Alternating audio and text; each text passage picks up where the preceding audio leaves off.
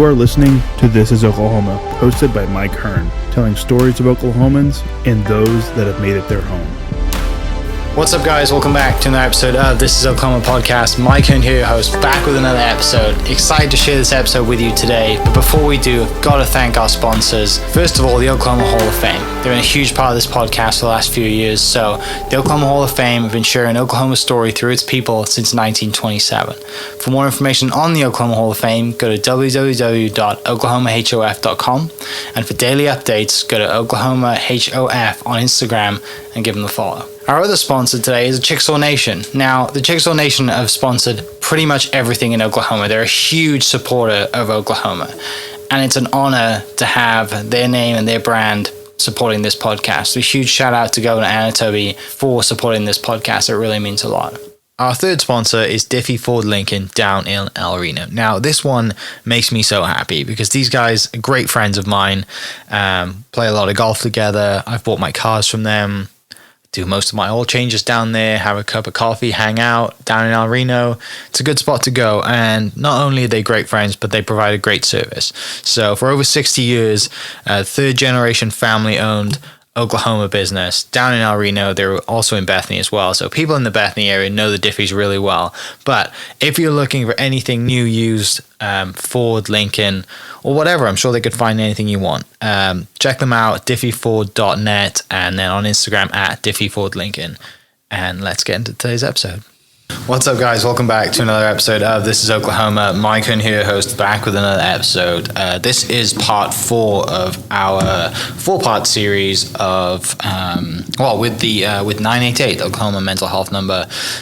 We had Carrie on twice, and then we had Shamika on 3 great stories and taught a lot of awesome lessons, a lot of practical lessons about mental health in Oklahoma. And today I have Chief Communications Officer from the Oklahoma Department of Mental Health and Substance Abuse, Mr. Heath Hayes. Thank you so much for coming in. I apologize for the amount of rearranging and stuff that we've done to make this happen, but we're finally here. Yes, so happy to be here. Thank you. Thank you so much for coming in. So we've just been chatting a little bit before.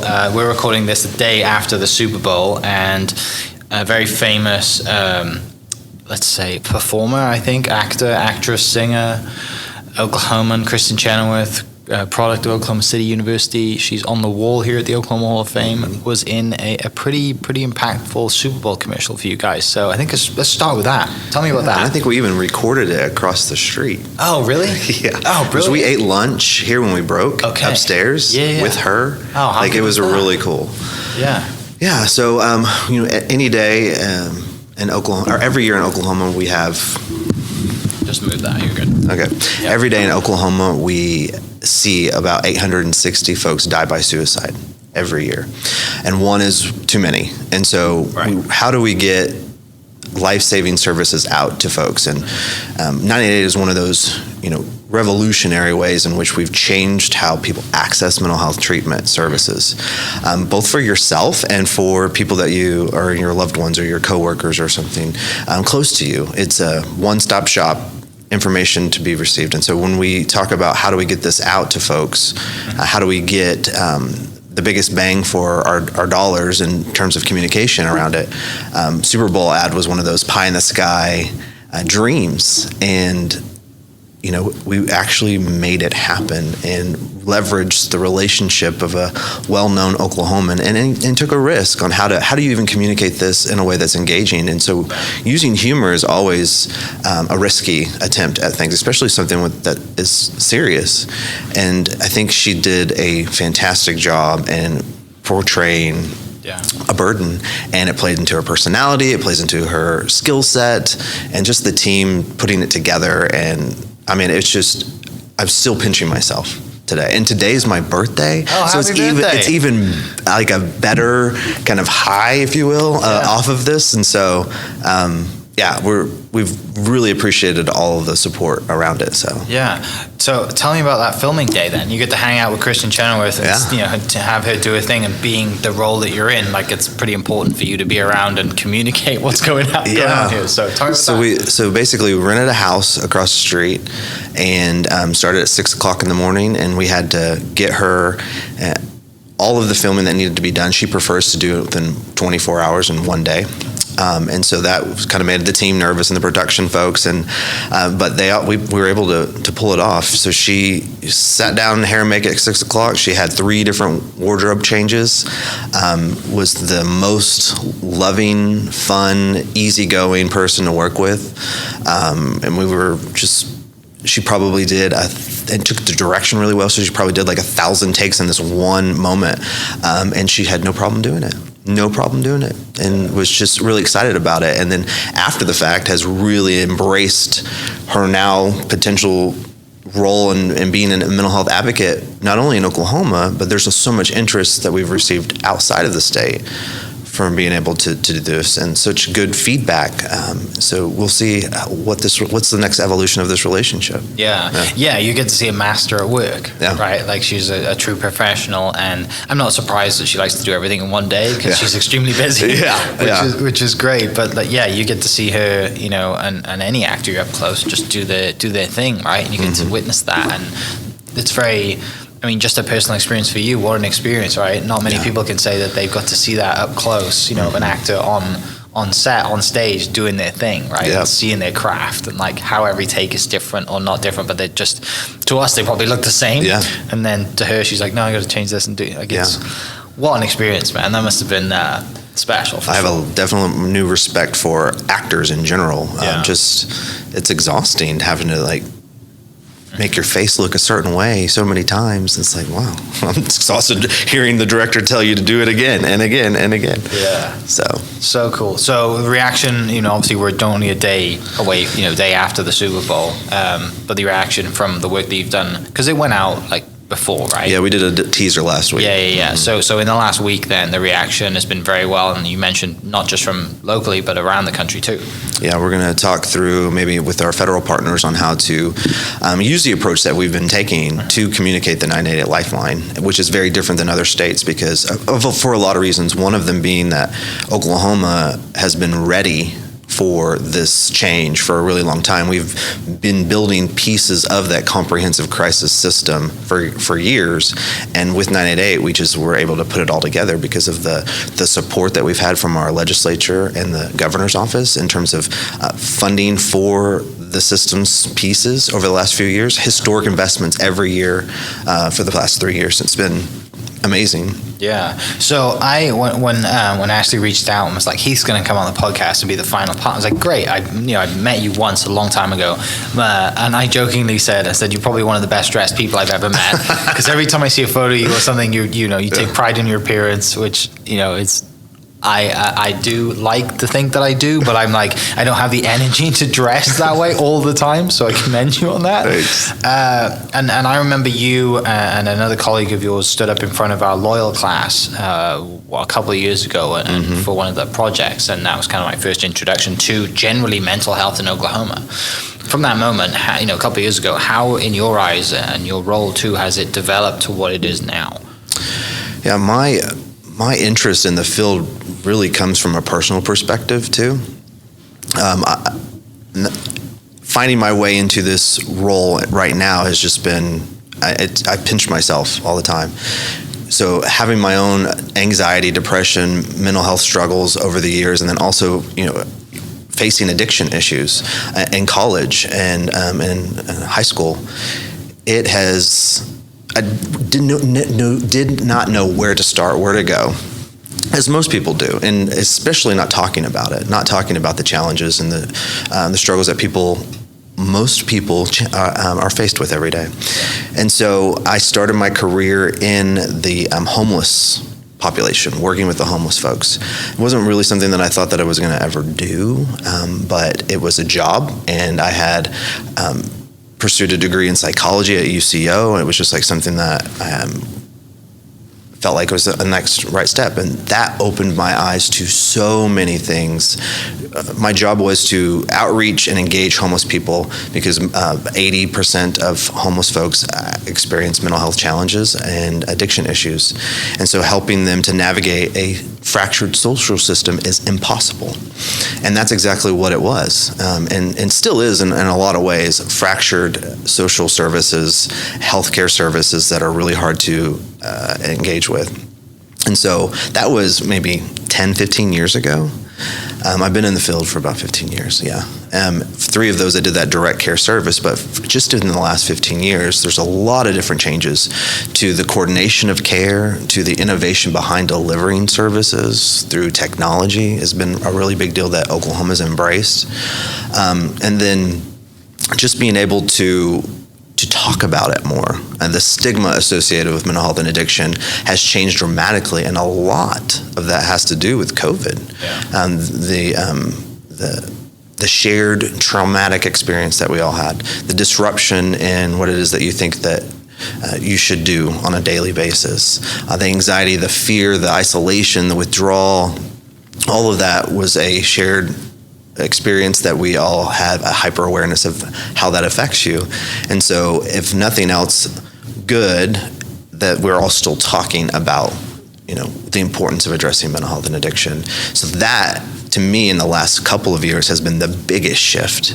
And this is exactly why we took the approach that we are taking with our 988 Mental Health Lifeline, is to, number one, we call it the Mental Health Lifeline versus the Suicide and Crisis Lifeline, intentionally. And that's to encourage people to reach out earlier on, which is the underscore of what the Super Bowl commercial is really telling us. 79% of the people who die by suicide are males, age 35 and older, in Oklahoma.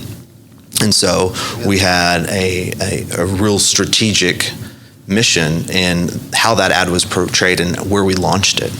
And so, being able to have these moments to build new services, to create the most comprehensive crisis response system in the nation is a dream come true, because it's so needed so many places, but to be able to do it here in Oklahoma and be the leader in a health space is really different. It's a really different approach to how we usually think about ourselves. Yeah, you mentioned going to UCO to do psychology degree. Yeah. Why? What was the decision to go and to pursue psychology leaving high school? So it wasn't my initial thought.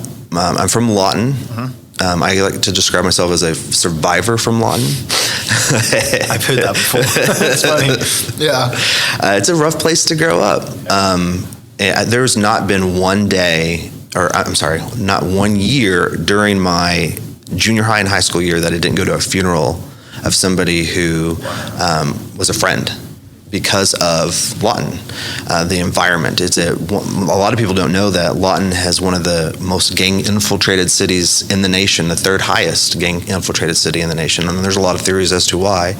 But the reality is that gang violence, drugs, addiction, all of that impacted my folks that I went to school with, and so people would die of overdose or gang violence, and it was very traumatic. So I had a mission, which was to get out of Lawton and never come back. My parents still live in Lawton, so of course I got to run one of the mental health agency in Lawton for a year, to kind of reorient myself to Lawton, and it's not changed. It's actually gotten more challenging to live there.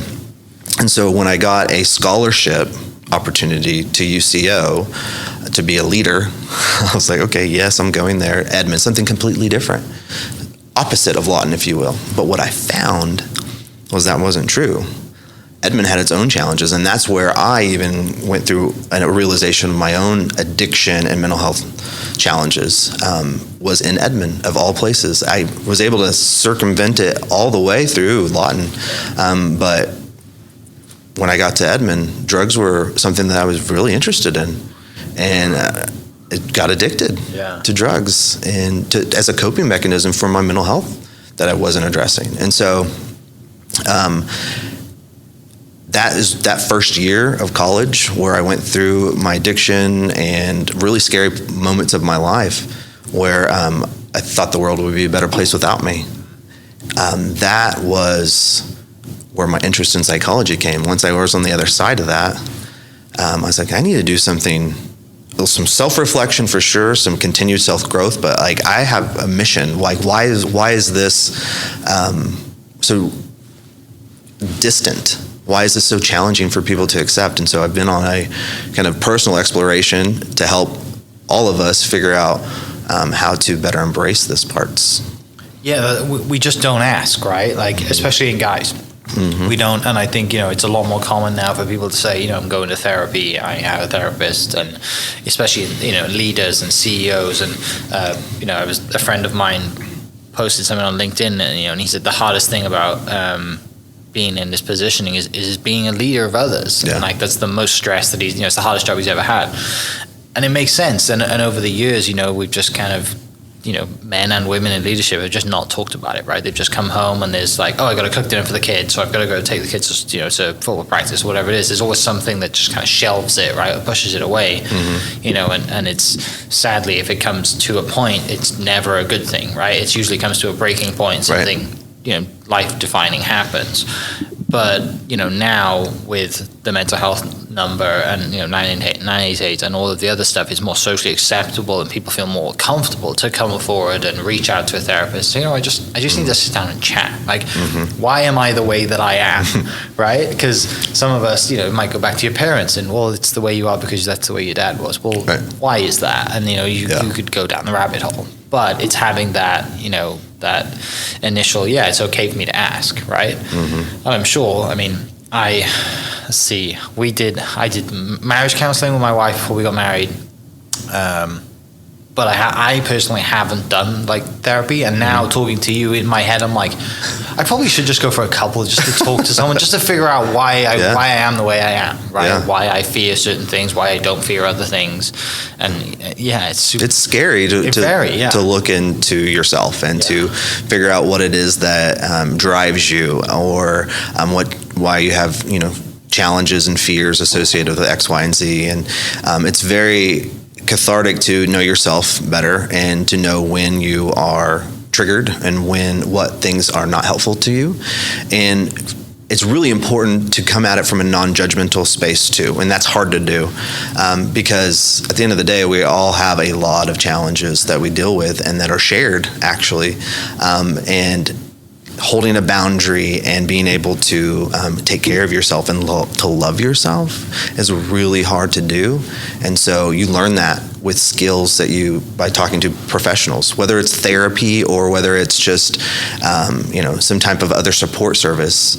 Self-care is a critical piece, which we learned through the pandemic too, is like, you've got to take care of yourself. Yeah, and other people, like, you mentioned so many different ways, that there are so many different ways to take care of yourself, right? That you don't just have to use the phrase love yourself, because I'm sure there's people listening that are like, love myself, why would I want to do that? But for others, you phrase it different ways just then, but, it might be just going playing golf on the weekend with your buddies, right? Or just going, as easy as it sounds, going for a walk in the sun if it comes out in Oklahoma every now and then. The mind is such a fascinating thing, but it's also super complex, right? And it's amazing how certain things, in the limited knowledge I have of doing one psychology class in school, that how things affect us, and we don't realize that until maybe years and years, maybe decades later. So. Especially your environment, it's a crucial piece to it too. The people you surround yourself with definitely influence your thoughts, your feelings, your behavior. And so even recognizing a toxic relationship and being able to distance yourself from it or change your environment, it's hard to do, very, very hard to do, but it changes your headspace dramatically. So you obviously, you're in university, you're going through your own battles and going through your own, and you couldn't be probably studying a better thing to go through it yourself, right? Like I'm having a degree on working on my own mental health. Where does it progress from then? And you mentioned going into, working in the homeless housing, area. Like how does that just show up? You're like, hey, this is the first job, I got to take it, and it just develops into this. That's kind of how it worked for me. Super fortunate. Yeah, I didn't know exactly what I needed to do. I thought that in order to pursue a career in mental health, I would have to be a therapist. And so I was on that mindset and in that track. The first job that was offered or that I heard about in the mental health space was at a community mental health center. And you could have a bachelor's degree. And I definitely needed to get a job after college, and I wanted to use my degree. So I said yes to it. And, learned from that moment on all of the different ways in which people work in the mental health space. And I started my degree program as a OU to pursue a license, a mental health licensure, and really early on in that process realized that was not going to be my place in this world. And a lot of the ways that I came to realize that was working at the homeless shelters and seeing that advocacy and kind of elevating like the issues and challenges that people experience that are oftentimes silenced or ignored was my skill set. That was where my purpose was. And so I love therapists. They're great. I'm so glad that I realized before I went all the way through that I was not going to like that, and that wasn't going to be my role. But I had this perspective. So going through it and getting my master's while I was working there was really helpful to fine-tune that skill set of advocacy. And so I helped develop a nonprofit organization serving gay youth in Oklahoma City. And because that was also part of my journey, learning that to love myself despite my sexual orientation was a big deal, and leaning into and loving that part about myself and disclosing that in powerful moments, was able to then get the attention of some advocate work at the state level. And so a job posted at the Department of Mental Health and Substance Abuse Services 13 years ago, and I applied and got it, and saw my perspective was blown up in terms of the fractured social systems and the ways in which systems don't connect or interact, and how can anybody, it's amazing that anybody gets any service or treatment. These are siloed, bureaucratic things are just not helpful. And so that became my mission, is to figure out a way to do it. And I've worked in a variety of different roles at the Department of Mental Health and Substance Abuse Services, now sitting in a space where my job primarily consists of interacting with the legislature. So really to help make those policy changes, to help advocate at different ways to invest in the infrastructure, and now also to promote how wonderful of a job that we're doing, and to get other people on board with it. It's just, I can't believe this is my job. It's brilliant, right? Like we have those moments, right? You know, if you'd have gone, someone to come back to you in high school and said, you'll be doing this, you're like, no way. There's no way, right? Yeah. It's just amazing how we get, how our life journeys go and the turns we take, and the places we end up and the passions that we have, and then you, like you said, you truly find your place, and thankfully you figured out what you didn't want to do. And so you're not wasting time going down that path. But talk to me about kind of like the last, I guess, probably, 12 to 18 months of when 988 is a thing, and then you're building, with the team in Oklahoma, of how do we launch this in Oklahoma? How do we make this? Because you did mention communication is so different now, and also you have other departments asking you, how do you do this? Because they're going to learn from you all around the country. So clearly you've done a good job of it. It's no surprise that social media is generally the way where everybody's at. So, but from your eyes, kind of take me through that. We got plenty of time to talk about it in depth. So. Just excited to know, the ins and outs and how it really came about, and the decisions you made that ultimately ends on you having a Super Bowl ad, right? Because that's, it's a big deal, and it just happens to be that we're recording on this day. But yeah, I'm just excited to know from your eyes and your position how the last 12 to 18 months has happened and how this has evolved.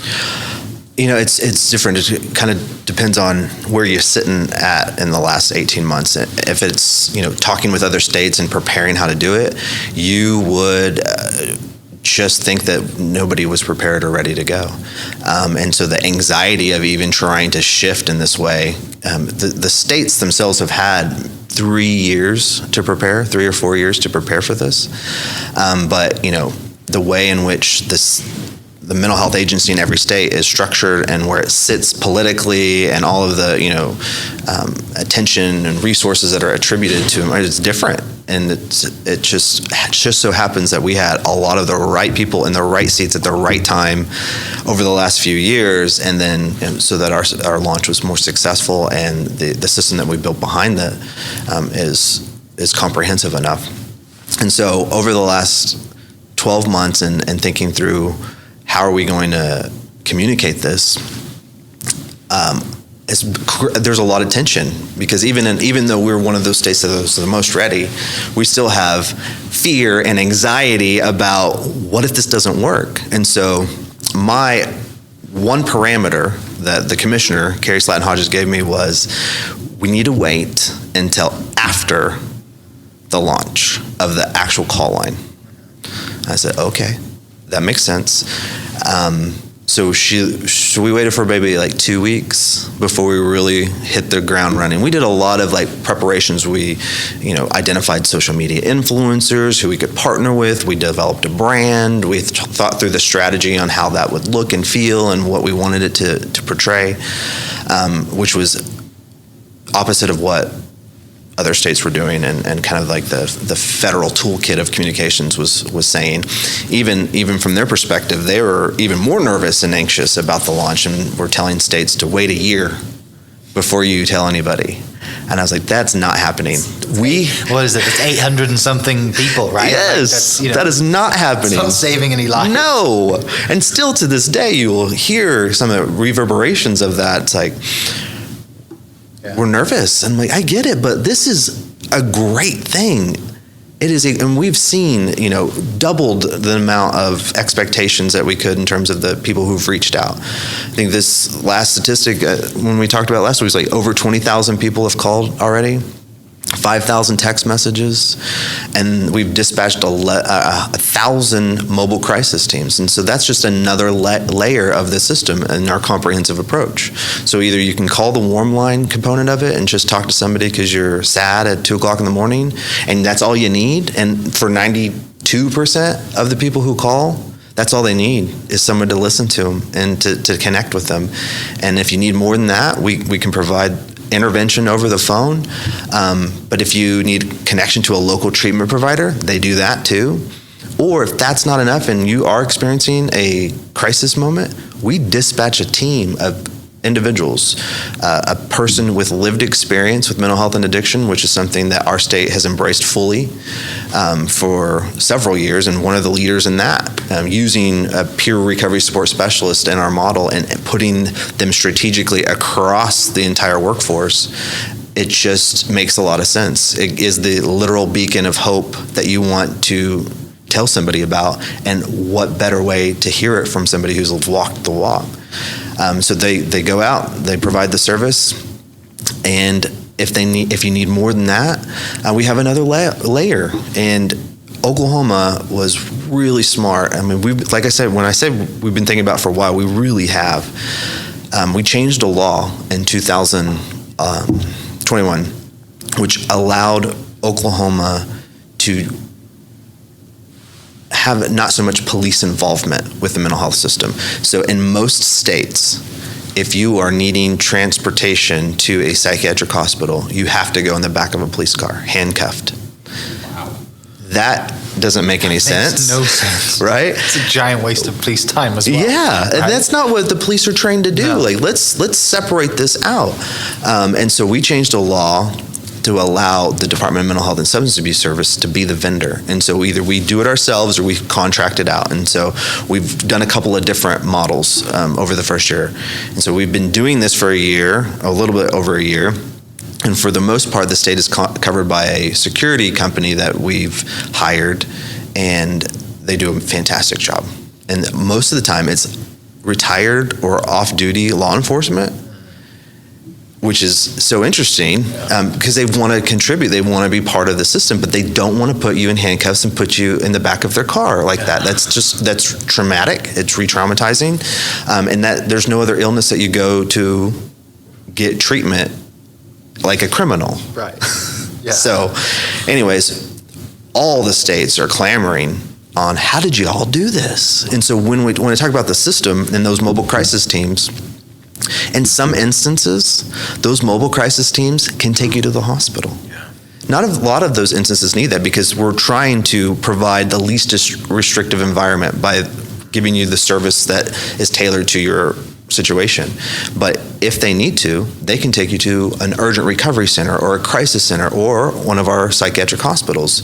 But we try to even go through all of those different layers before we go to the highest level of care, because most of the time people think of, you have a mental illness, an addiction issue, you go to the hospital, but there's so many steps between that moment and the hospital that could solve or satisfy whatever's going on. And so we've driven 1.5 million miles in 1 year. So what we didn't expect was that so many more people would want that service. It makes sense, though. It's like, it's a barrier to treatment is, I have to call the police? I'm not doing that. And so now you don't have to. Yeah, I don't want my neighbor seeing me getting taken away. Yeah. Right? Yeah, so it's been, like, it's just been so quick and so much change over the last few years. And it all starts with 988. And getting that number out there is the most important thing on my list right now and our team's list. I mean, there's a lot of other things that are important, but for me, for sitting in the communication space, I know that will be a game changer. And it is. It already is being a game changer. So thank you for asking. Yeah. Like the other thing too is, you got the, so are we 6 months? How long has the line been open now, like properly? July 5th. July 5th, so 6 or 7. So yeah, let's say 7. Yeah. What have you learned in that time then? Because people obviously now is more aware, they're calling it through the help of, however we're getting this number out there. Mm-hmm. What are the things that you're evolving and learning and adapting to, is there any data? I'm sure now that we have data, right? It's been open so you can actually pull data and analyze it and then adapt. So is there any things that really stood out? Yeah. Our next big challenge, and this is for a lot of industry, but we're not immune to it, is the workforce, right? So we've ramped up our programs, we've ramped up our services significantly. And fortunately in Oklahoma, we've leaned into paraprofessionals significantly over the course of, the development of our system. And so being able to be more flexible, even with engaging people in this field, I think is something that we've learned pretty quickly. And so partnerships with universities, and so when I talk about the peer recovery support specialist, it's such a critical role for a variety of reasons, but also it is an entry point into the system, maybe even before you graduate, before you get a degree, before you do anything, because your lived experience is your value. So if you've had this, which we know so many more people have had experiences with addiction and mental health, especially in Oklahoma, letting people know that when you're going through school or trying to decide what you want to do with your life, this could be one of those things. And it doesn't have to be you have to go through this peer certification and you have to be a therapist and you have to be a doctor and you have to do this. You can do this role and be a contributor significantly in that role, and if that's what you want to do. So thinking through how to solve for the workforce demand and the workforce shortage is definitely something that we were trying to be creative and out of the box thinking. Just not knowing where to start too, I think has been a big challenge. And so how do we get more people aware of and thinking about, even the closest people to me will text me and say, I have this issue, I have this friend, I have this thing going on, what should I do? I'm like, 988. That number I've been yelling at you the last 6 months. Why is this? Hello, what am I not doing right? I'm at the tattooed on my forehead. 988. Always 988. Because don't think about it. Right. Call 988 and they will help. Like, what's going on? Oh, you residential substance abuse treatment? We got you. Yeah. We got you, no matter what it is. I don't know. Instead of having the noon tornado bell, we should just have it shout 988. Yeah. Right? But I have to also calm down, because 911 didn't happen overnight. Sure, you're right. It took a long time. Stop, drop, and roll. I want it to be synonymous with that. So I have 3 kids, twins that are 7, and then a little 5-year-old. And they are the biggest 988 champions. I mean, they tell their friends. We have coloring books, we have calendars, we have a rap song. Like, we have all these different ways to communicate that important number. And so when I was walking in to do the Rotary, Oklahoma City Downtown Rotary, my littlest kid, Achafa, goes to St. Luke's, and that's where they hold it. And I was walking in, and he's on the playground. He goes, Dad, what are you doing? And I said, I'm going to go tell some people about 988. And he was like, oh, that's so cool. And then one of the kids said, what's 988? And he said, oh, it's the number that you call or text when you're mad or sad. And I was like, amazing. That is what I need to be telling people. Mad or sad, call 988. Yeah. And I shared that story when I went in front of the Rotary, and it was just, and I keep remembering, I just need to figure out a way to make that my message, because it's simple, short and sweet. Yeah. The hardest thing about what you do, right, is because you have to change the message to fit all of the different demographics, right? Like you said, the Super Bowl one obviously was targeted to males 30 to 35, or 30 over 35. But like, you're right, like it's such an issue, and I think I shared this on the previous part that we did. So my high school back in the UK in Wales, we had like a period of about a lot of kind of high school suicides in my town as well, and my high school was part of it. And when this was, let's see, 05, 06, 07 type, we're talking 15 years ago, there was nothing. They came and spoke to us in class and maybe said, like, talk to us if you have any issues, right? You're 15, 16 years old. The last person you're going to go to is one of your teachers. Right. Yeah. And just, and I, thankfully, it was such a weird time in our town too.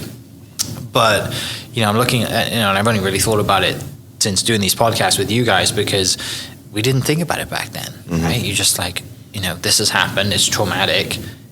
Okay, there's nothing we can do about it, and now we don't. Now we're all going to university, and it was such a strange time, but everyone remembers that time, right? Yeah. But you've got to communicate it to kids, because everyone has access to a phone now, and seeing stuff, and probably anxiety has probably gone through the roof, or has gone through the roof, right? It's skyrocketed because of social media. Yep. And other avenues. So, yeah, I mean, I'm glad you love what you do, because I'm sure that you work a lot harder than your quote average 9 to 5, right? Yeah. So, is there anything? Obviously, in talking about the last 6 months, what's some of the things that maybe have not been a surprise, but been maybe more effective than you thought they would be effective? And obviously, you've gone around, and there's different ways that you have communicated this message and this number compared to other states, but. Is there anything else that kind of, you're just like, this was awesome, we're super proud of this, or, what stands out? So when we talk about like activations, we're trying to engage different populations, like you're saying. And one of the things that we did last year that we'll continue to kind of expand upon is like local municipalities. How do we have a conversation? How do we create an event? Is it creating our own event, or is it like adding value to an event that already exists? So we did a lot of tabling festivals and being part of state fairs and local county fairs, and just trying to get out there. And one of the things that we did in 3 different cities was do a mural, and then like have an event around this mural, and a ribbon cutting or a groundbreaking type of situation. And the mural is also a different strategy, right? Because you can buy a billboard, but the billboard goes away. The mural, if it's placed in a strategic location, downtown Lawton, for example. We did one in Lawton, we did one in Ponca City, and we did one in Norman. And that was another really creative approach to having a conversation with the community, and bringing art to something that it's just beautiful in and of itself. And so one of the places that we did was Norman, and we partnered with a brewery to do this. And that was another quite like, mental health and addiction, why would you be doing that? I was like, why wouldn't we? This is where we need to be. Right. Yeah, this is where the root of the problem starts for some people, right? Yeah. So we went from that to, coasters that we would, disseminate to different bars and restaurants. And it was like, why? I'm like, because this is where I need to put the number. Yeah. So like those approaches have been really weird, or really out of the box, and like really proud of those. And so we also have a partnership with Google, and we look at all of the different analytics around demographics, what people are searching. So it's the stuff that's already used anyway to sell you something, but we're using it for good. And like, where's digital behavior really low? Well, we might not need to invest so much in paid advertisement around the internet or your social media stuff in those locations. Let's pivot. And so we gas station nozzles, we bought up a bunch of those and put the number on it and messaged when your gas tank's not the only thing that's filling empty. Super simple, I mean, right? yeah. And so that's been really great too, like having those different strategies and to communicate a message. We'll probably see this next year coming up a focus on rural America, because we haven't had that as much as I'd like to see.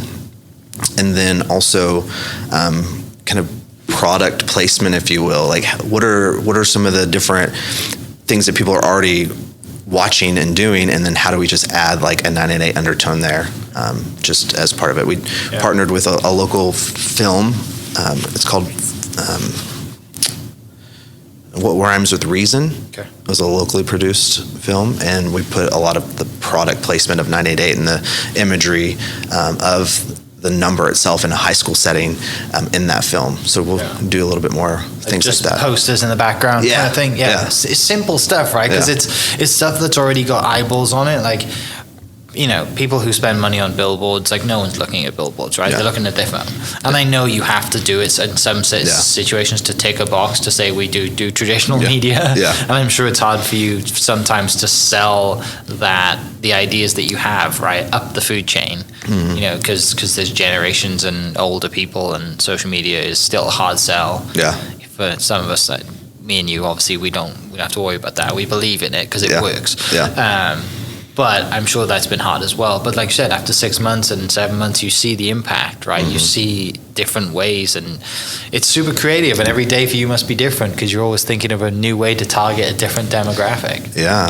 So the social media influencer piece has been really exciting. And what's surprising to me is that there's not really like a company or a lead agency, even Oklahoma and then beyond, who have figured out how to do that work and really leverage people's followings to sell a message and to do some good with it. I mean, you can sell a product and people figure that out, but how do I help normalize something that is challenging to talk about in the first place? Yeah.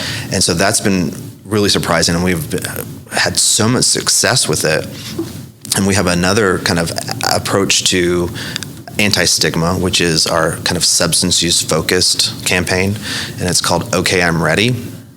Okay, I'm ready to, you fill in the blank. I'm ready to start my journey to recovery. I'm ready to be more, active in kind of communicating these ideas with my policymakers, my local level, things like that. But that approach to that message, the next evolution for us in that space is like a harm reduction. So there's a lot of people across the nation who are dying by overdose unintentionally.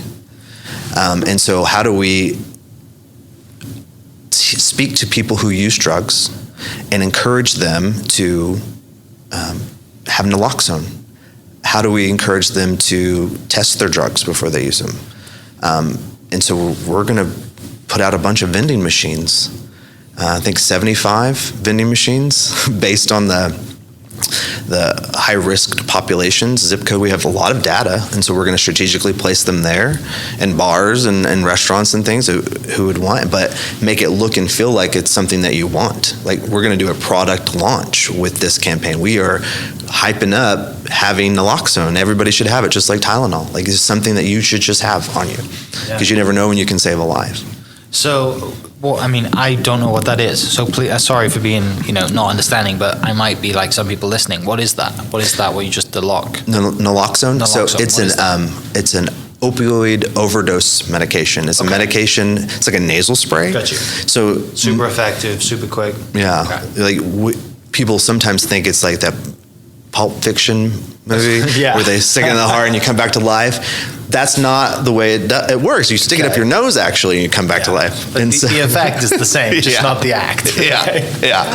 And so that's what it is. It's just having that on you, and it's something that you'll actually see legislatively this year too. A lot of interest to help prevent the fentanyl crisis. And what are some of the ways that we can at least equip people with a life-saving tool in their possession? So whether that be requiring it for hospitals, requiring it at schools, requiring it when people leave jail, things like that. There's a lot of bills out there right now that are kind of trying to address that from a policy level. And so that's going to go alongside you moving into rurally as well, kind of just goes hand in hand with that, as well as, hey, obviously we've got 988, we need to move that rurally more, as well as the product that you're going to launch in all these places. So it's going to be a busy year there.